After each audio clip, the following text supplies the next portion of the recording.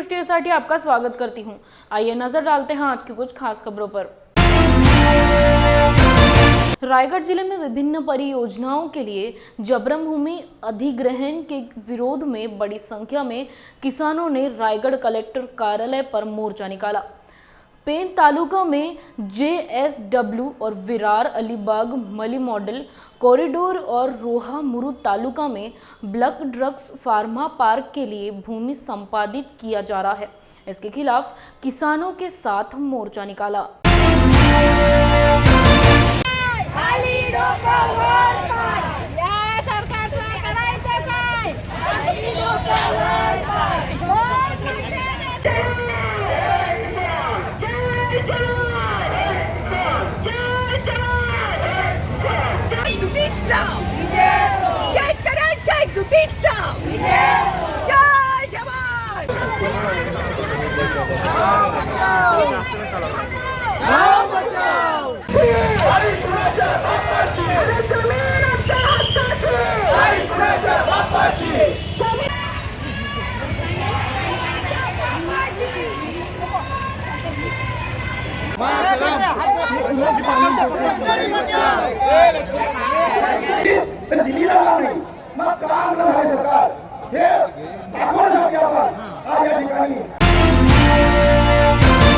राज्य में एसटी कर्मचारियों का आंदोलन अभी भी जारी है।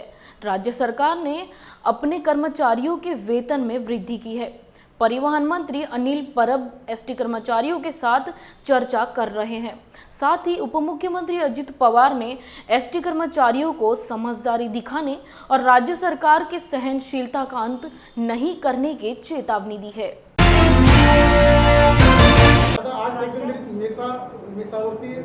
बैठक होणार आहे मुंबईमध्ये जे मेसा जे लावलेलं आहे त्यावरती बैठक होणार काय म्हणते कसं काय माझी तमाम महाराष्ट्रातल्या सर्व एसटी कर्मचाऱ्यांना तिथल्या कामगारांना सगळ्यांनाच आग्रहाची नम्रतेची कळकळीची विनंती आहे।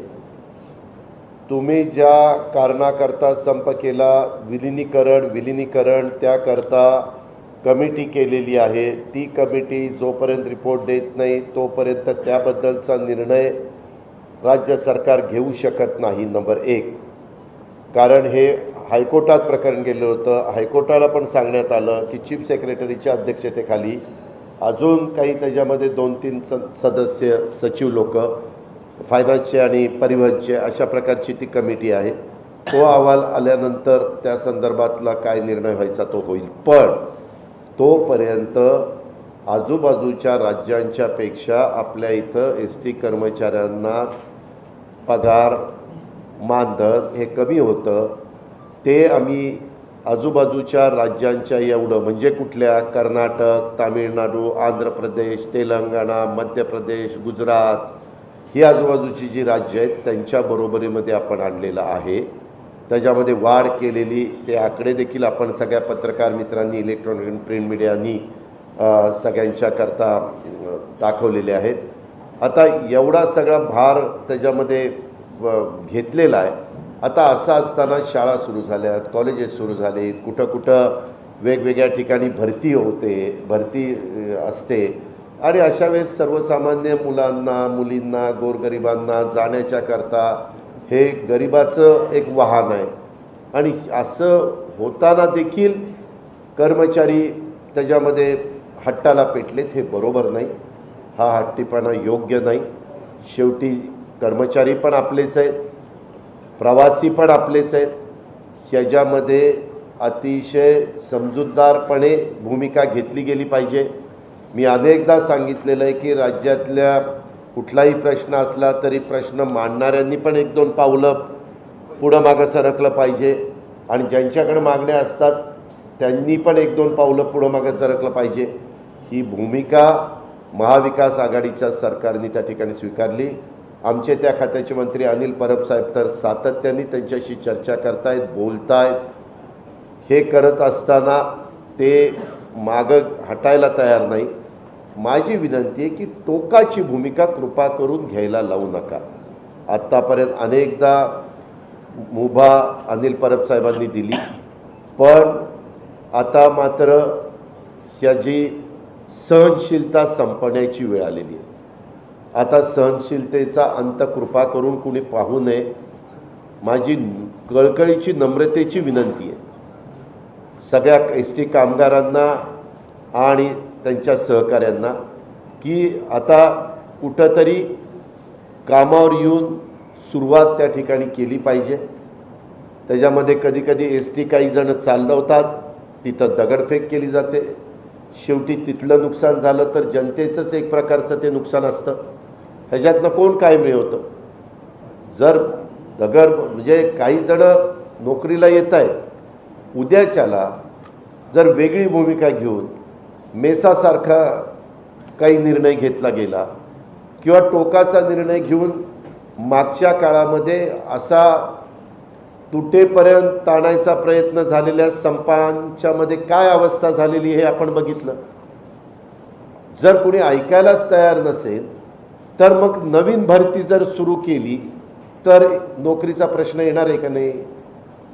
याबद्दल पण मंत्रिमंडळामध्ये चर्चा त्या ठिकाणी झालेली आहे की इथपर्यंत टोकाची वेळ येऊन देऊ नये, अशी माझी आज ह्या जळगावच्या दौऱ्याच्या निमित्तानं तमाम महाराष्ट्रातल्या एस टी कर्मचाऱ्यांना सगळ्यांना आग्रहाची विनंती आहे. आणि मी या निमित्तानं महाराष्ट्रातल्या तमाम जनतेला सांगेन, आता मानधन बऱ्यापैकी वाढवलेलं आहे. आजूबाजूच्या राज्यांमध्ये जशा प्रकारे आहे तशा प्रकारे वाढवलेलं आहे. त्यामुळं मध्ये एक गोष्ट खरी होती की त्या मानाने पगार कमी होता, पण आता मुख्यमंत्र्यांनी मान्यता दिली, मंत्रिमंडळांनी मान्यता दिली, निर्णय घेतला आणि पगार वेळच्या वेळेला करायचा पण निर्णय झाला. महिना झाल्यानंतर 10 तारखेच्या आत पगार होईल अशा प्रकारचा पण शब्द अनिल परब साहेबांनी माझ्याशी आणि मुख्यमंत्र्यांशी चर्चा करून दिलेला आहे. त्याला महाविकास आघाडीचं सरकार बांधील.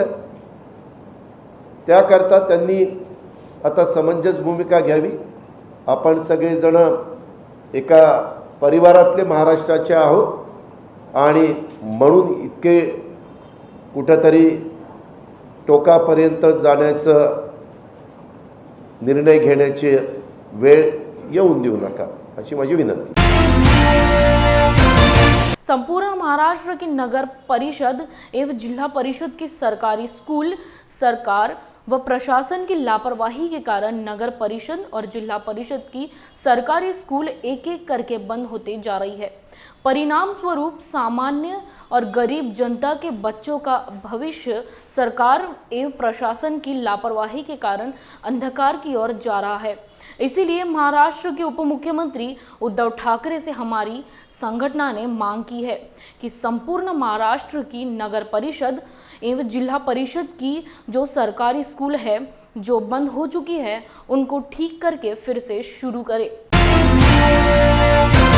संपूर्ण महाराष्ट्र की नगर परिषद या जिला परिषद की सभी सरकारी स्कूलों में सीबीएसई शिक्षा का प्रस्ताव पास करने बाबत और वर्धा शहर के सामान्य रुग्णालय दवाखाने में आईसीयू बनाने और बड़े सर्जन और डॉक्टर्स, वेंटिलेटर चलाने वाले एमडी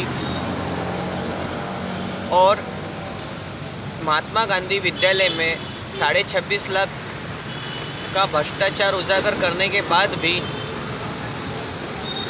उसके ऊपर में कार्रवाई करने बाबत और नया बजाज उड़ान पुल इसका काम तुरंत शुरू करने और जो ठेकेदार है उसके ऊपर में तुरंत कार्रवाई करने बाबत ये अन्यथा आमरण उपोषण चालू है।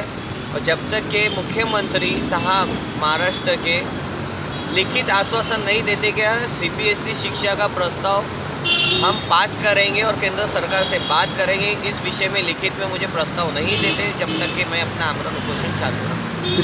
कितने दिन हो चुके अभी? आज का 4था दिन है आमरण उपोषण का और बांधकाम विभाग से और जिला परिषद विभाग से कोई भी अधिकारी मुझसे मिलने नहीं आया, जबकि जिला अधिकारी, तहसील अधिकारी ये मिल के गए हैं, लेकिन बांधकाम विभाग और जिला अधिकारी विभाग के अधिकारी मुझसे मिलने नहीं आए। राज्य में किसी को भी मुफ्त बिजली नहीं मिलेगी। महावितरण कर्ज लेकर बिजली खरीदी है। तब राज्य के ऊर्जा मंत्री नितिन राउत ने सवाल उठाया था कि लोगों को मुफ्त बिजली कैसे मुहैया कराई जाए। मीडिया से बात करते हुए नितिन राउत ने ऊर्जा विभाग का बचाव किया और कहा कि बिजली का उपयोग करने वालों को बिल देना होगा। महावितरण को बिजली पैदा करने वाली कंपनियों से मुफ्त बिजली नहीं मिलती, उसे चुकाना पड़ता है। एक लक्षात घ्या की वीज कुणाला फुकटात मिळणार नाही आणि विजेचे वापर जर करत असाल तर विजेचं बिल तुम्हाला भरावं लागणार आहे। आणि कारण महावितरण काही वीज फुकटात विकत घेत नाही किंवा त्यांना कंपन्या फुकटात वीज देत नाही। ज्या कंपन्या वीज निर्माण करतात त्यांना कोळसा घ्यावा लागतो, त्यांना बँकांचे कर्ज घ्यावं लागतात, त्यांना पैसा द्यावा लागतो। महावितरणकडे जर पैसेच नाही राहतील तर मग महावितरण बंद होऊन जाईल आणि राज्यामध्ये मग महावितरण काम करणार नाही तर खासगी कंपन्या या ठिकाणी उतरतील। तर तुम्हाला जर खासगी कंपन्या उतरवायच्या असतील तर उतरवा, मला काही हे नाही, तो राज्य सरकारचा निर्णय राहणार। परंतु राज्याचा ऊर्जा मंत्री या नात्याने मी एवढंच सांगेन की शेतकऱ्यांच्या सगळ्या प्रश्नांची मला जाण आहे आणि वीज ग्राहकांच्या प्रश्नांची सुद्धा जाण आहे। त्यामुळे अनेक उपाययोजना मी या ठिकाणी केलेल्या आहेत। मी ज्यावेळेला संपूर्ण देशामध्ये कोळशाच्या अभावी वीज बंद पडली, लोड शेडिंग इतर राज्यात झाले, मी आपल्या राज्यात होऊ दिलेलं नाही लोड शेडिंग। जेव्हा करोना आला, लॉकडाऊन झालं, त्याही काळात 24 तास वीज दिली आणि चांगली वीज दिली।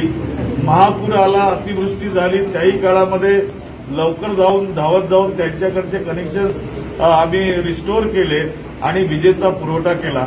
माझी नम्रतापूर्वक सगळ्या नागरिकांना, ग्राहकांना, शेतकऱ्यांना विनंती आहे की ते म्हणतील त्या पद्धतीनं आम्ही त्यांना सहकार्य करायला तयार आहोत, परंतु वीज ही फुकटात मिळणार नाही, विजेचे बिल भरावं लागणार आहे। जयभीम न्यूज में यहाँ लेते एक छोटा सा ब्रेक।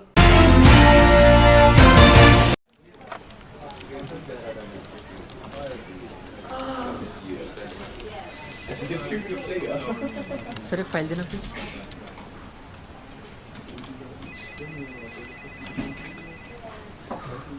सर आपके लिए कॉल है। सर वो फाइल दीजिए ना।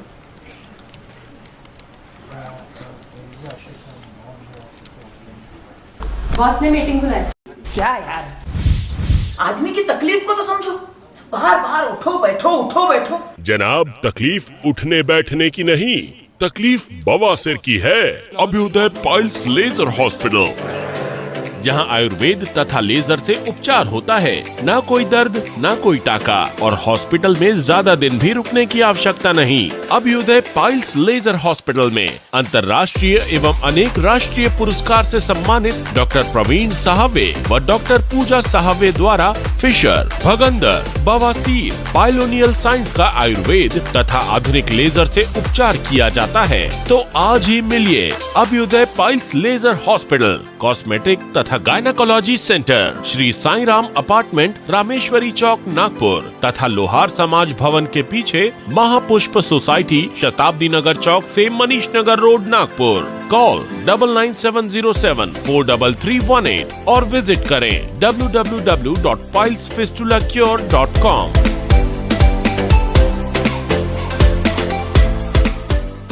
ब्रेक के बाद आपका स्वागत है।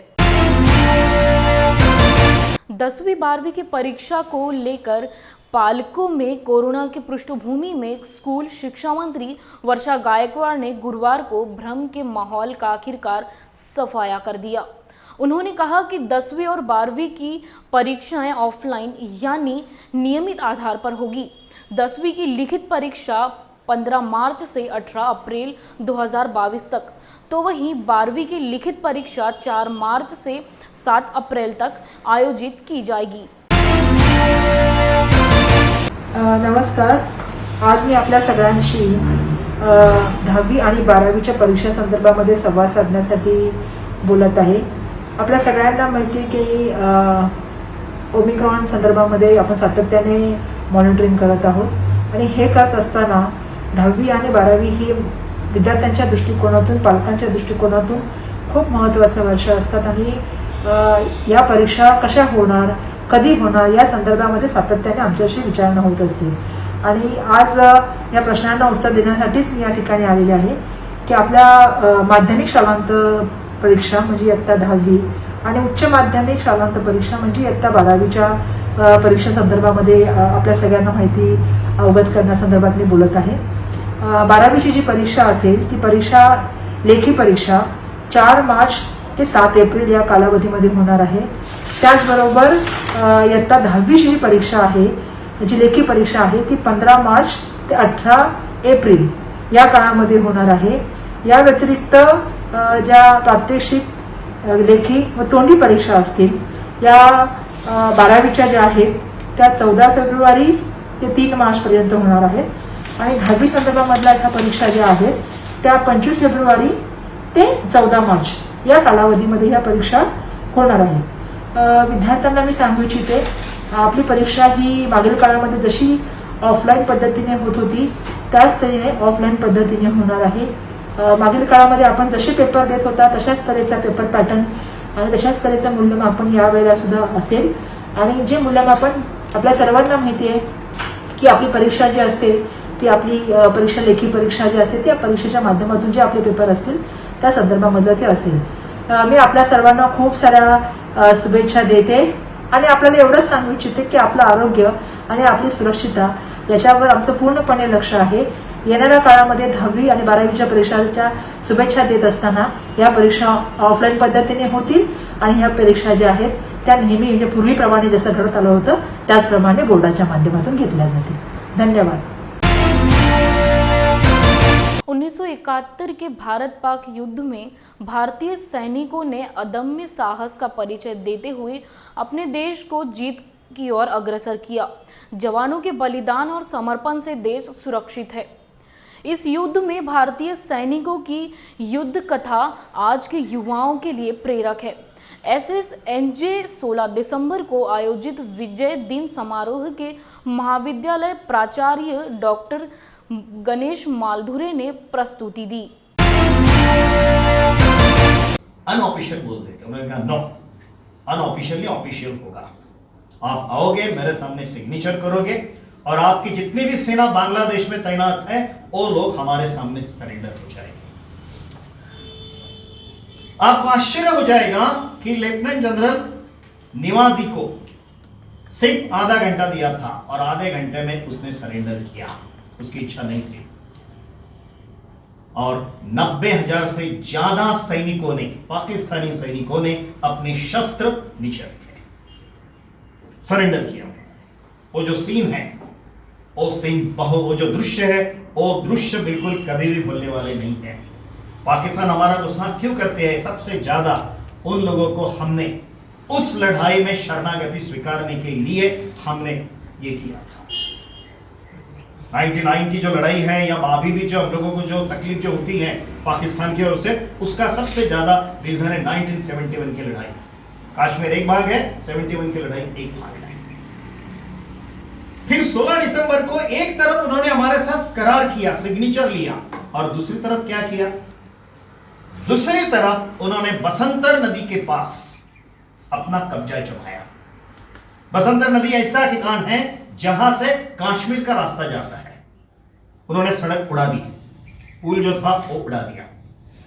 और हमारे जो रेजिमेंट थी इंडियन आर्मी की, उन्होंने सोच लिया इसके ऊपर हम लोग रास्ता बनाएंगे, पुल बनाएंगे. हमने पुल बनाया और पुल बना के उन लोगों के साथ हमने लुभा लिया, जिसमें हमारे 2 अफसर उसमें मारे गए, जिसमें एक नाम आपके लोग बताने वाले हैं, major Hoshiyar Singh, he was commandant there. और एक नाम है जो सैनिक था जिसका नाम था अल्बर्ट एक्का.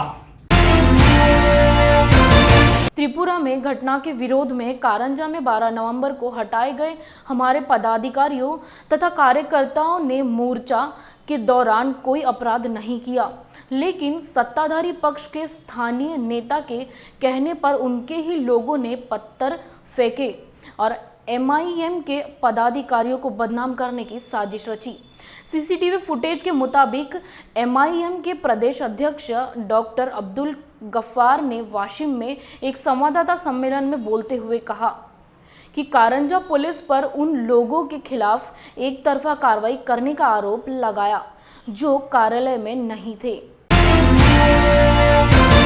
उस निवेदन में जो बातें कही गई थी वो ये थी,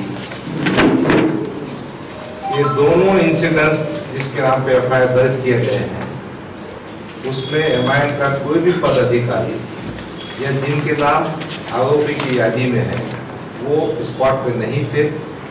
सीसीटीवी जो फुटेज था उसमें जो आदमी है उनकी चौकसी करने के बजाय गलत तरीके से वहां के पॉलिटिकल नेता के प्रेशर में एमआईएम के कार्यकर्ताओं को हरास करने के लिए नाम इंक्लूड किया गया। और जब ये बात हमने एसपी साहब से कही और ये बात हमारे सामने आई कि कारंजा का पुलिस स्टेशन हमारे पॉलिटिकल अपोनेंट्स या जो पॉलिटिकली हमको फिनिश करना चाहते हैं उनसे संगन मत करके हैंड इन ग्लोव्स हमारे अपने को आरोपी बना रहा है, उनको अटक कर रहा है। ये हमने साफ कहा है। और आज हम जब एसपी साहब के पास हम गए थे तो हमारा निवेदन ये था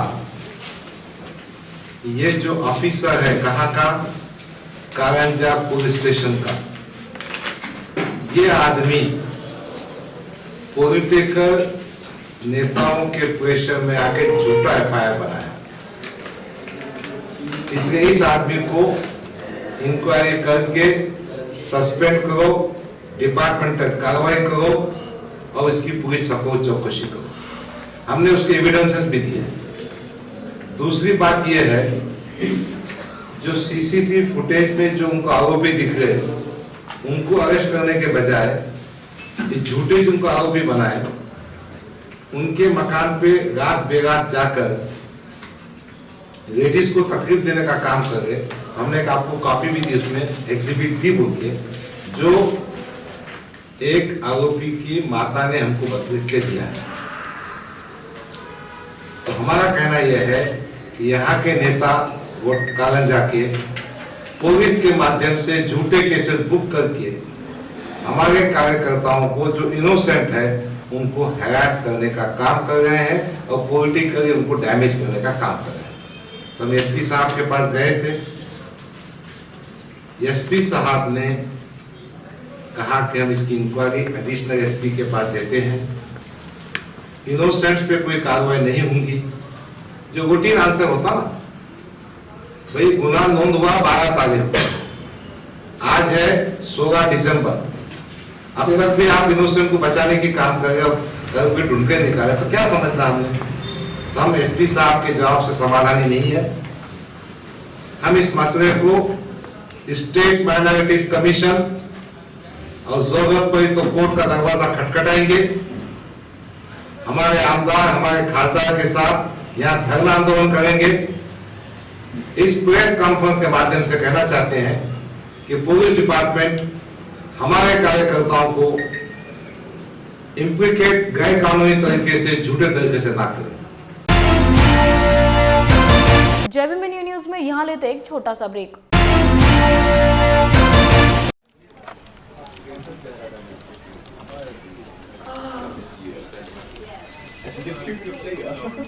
सर एक फाइल देना प्लीज।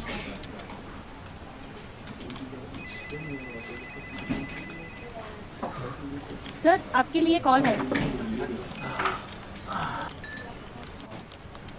सर वो फाइल दीजिए ना।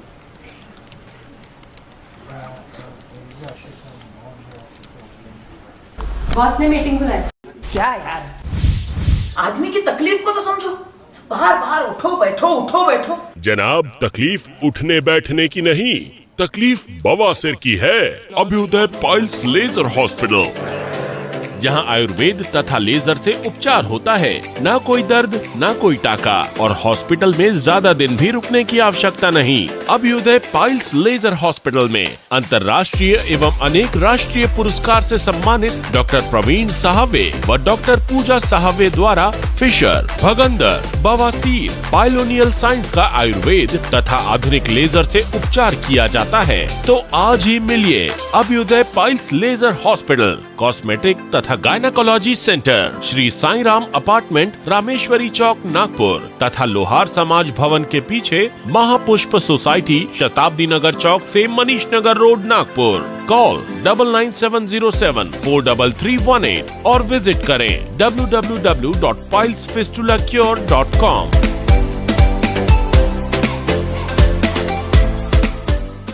ब्रेक के बाद आपका स्वागत है।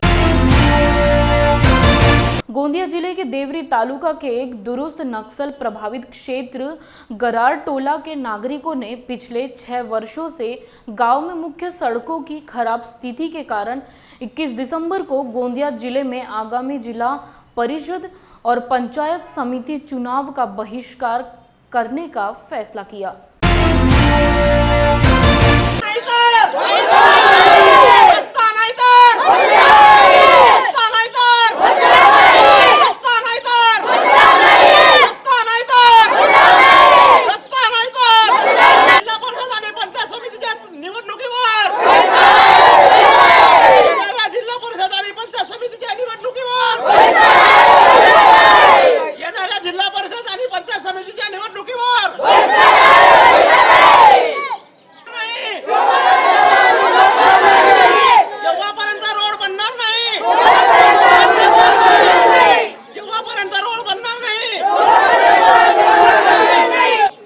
आमच्या गावचा जो मुख्य उद्देश आहे तो म्हणजे आमच्या गावचा मुख्य रस्ता आणि मुख्य रस्ता खराब असल्यामुळे आमच्या गावातील सर्व लोकांना या मुख्य रस्त्यापासून दळणवळणासाठी म्हणा किंवा दुसऱ्या वाहतुकीसाठी धोक्याचा आहे आणि त्यामुळे हा जोपर्यंत आमच्या गावचा रस्ता परिपूर्ण तयार होत नाही तोपर्यंत येणाऱ्या आणि त्यापुढे येणाऱ्या सर्व निवडणुकीवर आमच्या गावचा निवडणुकीवर बहिष्कार राहणार।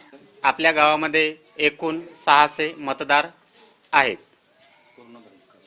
आणि या संपूर्ण मतदारांचा या निवडणुकीवर बहिष्कार आहे। आमच्या गावातला रोड पूर्ण असा उखडलेला आहे, पायधड चालताना येत आहे, सायकलला सुद्धा चालताना येत आहे, चालताना पायाला इजा होतात। तर आमच्या पूर्ण गावकऱ्यांचं मत आहे की येणारे जिल्हा परिषद तसेच पंचायत समितीचे निवडणूक येत आहेत त्यांना आमचा पूर्ण गावकऱ्यांचा बहिष्कार आहे। जोपर्यंत आमच्या गावाचा रोड शुद्धीकरण होत नाही तोपर्यंत आम्ही गावचे लोक येणारे निवडणुकीत सहभाग घेणार नाही, यांच्यावर आमचा बहिष्कार आहे। आमच्या गावाचे 600 लोक आहेत तर पूर्ण बहिष्कार टाकलेला आहे।